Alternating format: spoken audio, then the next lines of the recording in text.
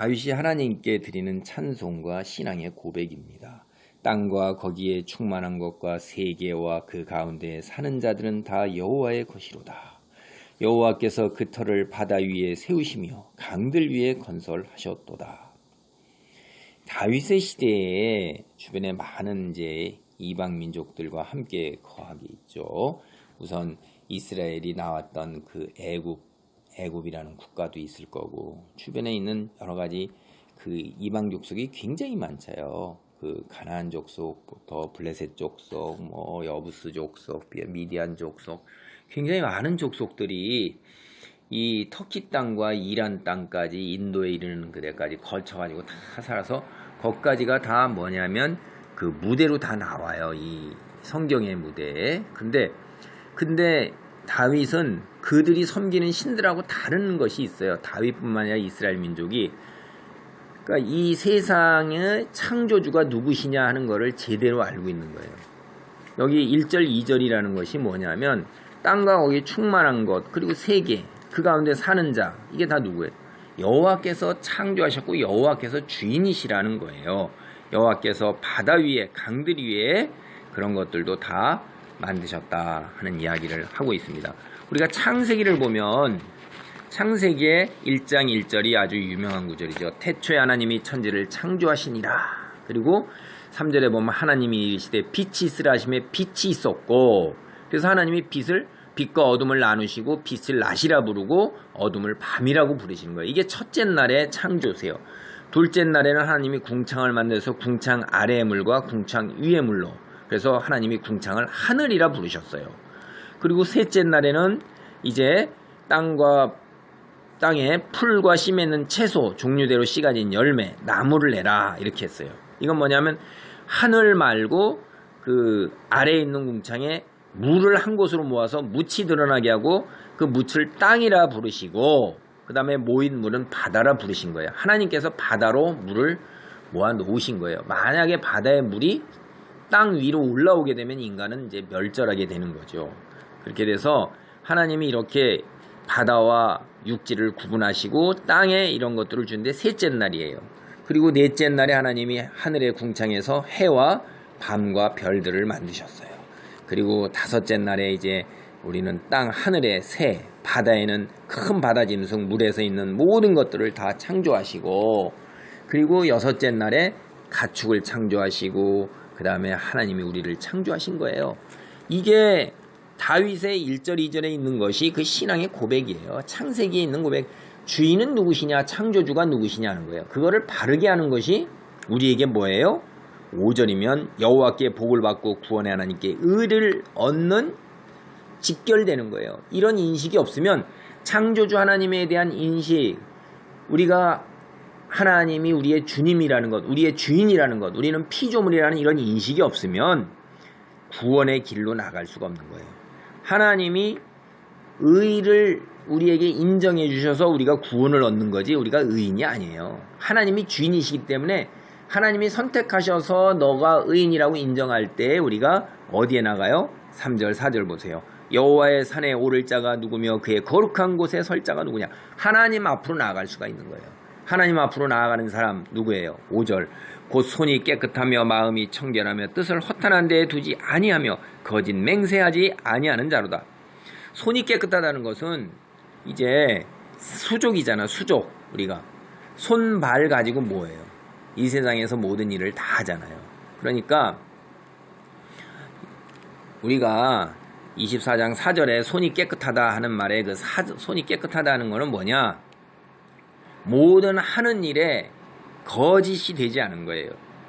뜻을 허탄한 데 두지 않았다는 것은 이 세상에 뜻을 두는 사람들은 세상의 재물과 자랑과 권력과 명예와 쾌락을 추구하는 거예요. 그런데 그것은 지금 당장 우리 육체로 누리는 것이고 잠깐 있다 없어지는 거예요. 근데 우리는 육체적 존재인 동시에 영적인 존재로서 영원한 시간을 보내야 돼요. 하나님 앞에 나아가야 되는 거예요.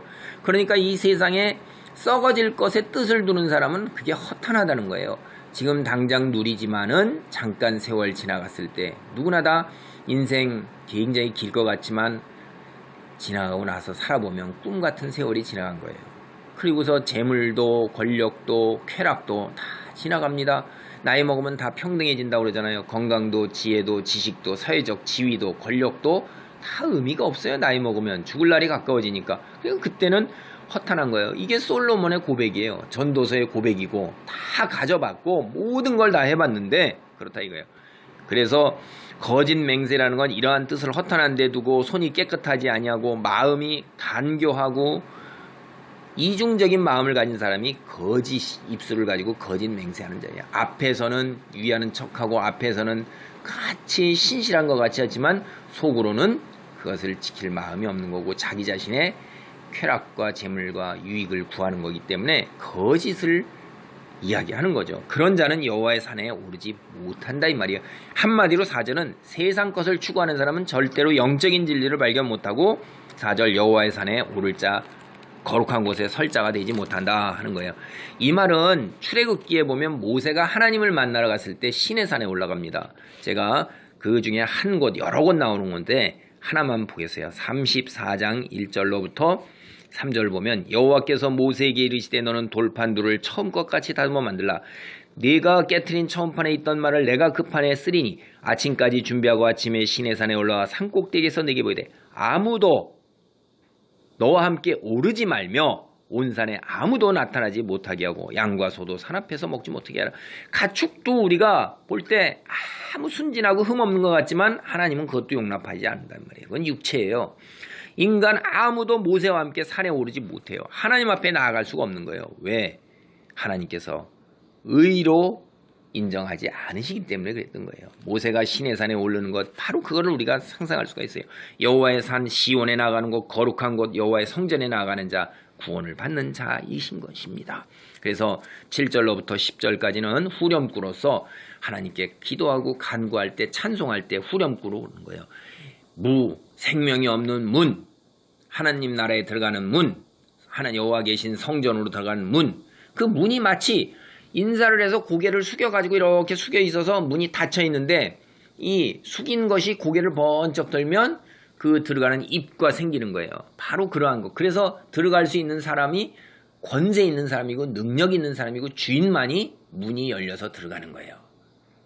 그래서 바로 그것들을 비유하는 것입니다.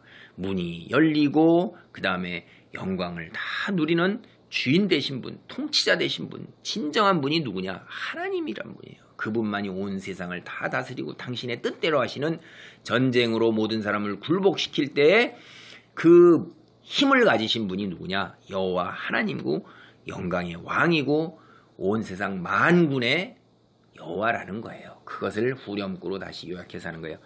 다시 얘기합니다. 창조주 하나님, 우리의 주인 되신 하나님. 그분 앞에 나아갈 수 있고 그분 앞에서 영원한 시간을 함께 보낼 수 있고 그분을 예배하고 경배하는 것이 복이요. 그분과 같이 있는 것이 영원한 복락이라는 것이고 그런 사람은 세상에 뜻을 두지 아니하는 사람이고 그런 사람은 눈이 열려서 창조주 하나님을 바라보고 우리의 주인 되신 하나님을 깨달을 수 있는 것입니다.